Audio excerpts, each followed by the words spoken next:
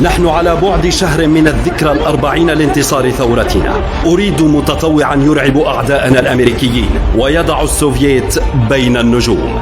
نفذ الأمر سيد. لايكا البطلة تدربت جيدا وأصبحت جاهزة للمهمة الصعبة. لماذا؟ كيف وماذا حصل بعد هذا الأمر الذي أصدره وأشرف عليه القائد السوفيتي نيكيتا خروشوف؟ كان الأمريكيون غارقين في سكرة العظمة ويتفاخرون بصناعات ثقيلة وثورية، يغيظون العدو السوفيتي الذي لا يجيد شعبه الجائع برأيهم إلا الفلاحة والزراعة البدائية.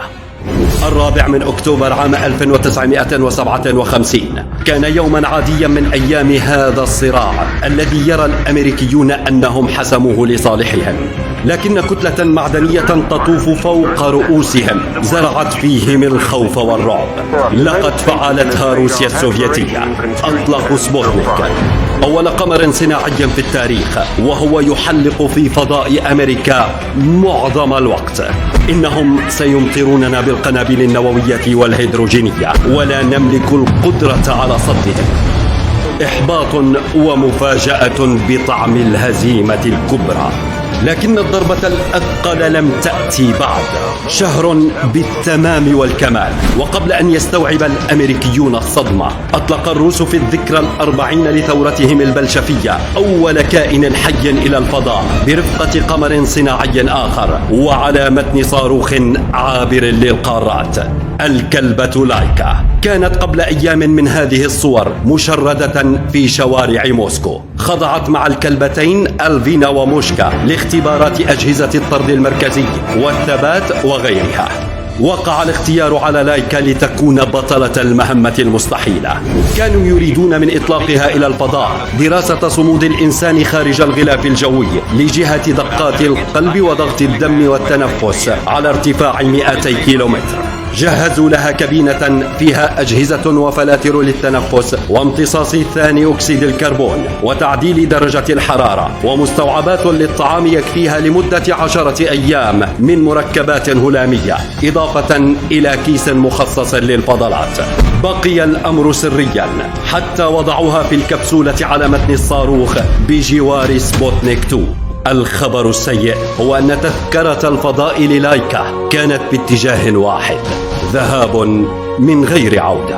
أطلقوا الصاروخ وبثوا ذلك مباشرة على جميع وسائل الإعلام.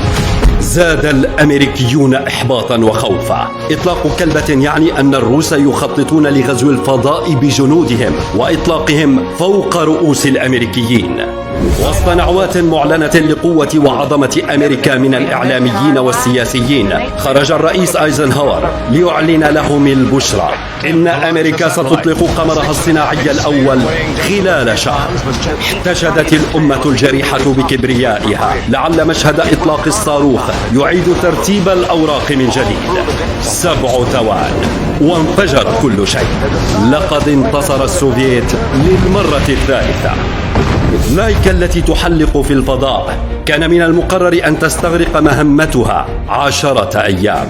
كانت الرادارات وأجهزة الاستشعار تلتقط دقات قلبها وأنفاسها، لكن خللا في نظام الحرارة أدى إلى ارتفاعها بشكل كبير داخل المقصورة، لتلقى لايكا حتفها بعد 5 ساعات من دخولها الفضاء. وظل تابوتها الفضائي يدور حول الأرض ل2570 مرة قبل أن يدخل الغلاف الجوي ويحترق في 4 أبريل عام 1958. لايكا كلبة الفضاء وأول مسافر حي إليه غيرت كل المفاهيم وقواعد الصراع بين القوى العظمى. نحتوا لها التماثيل وصمموا الطوابع. هي الكلبة التي لن ينساها الروس ولا الأمريكيون.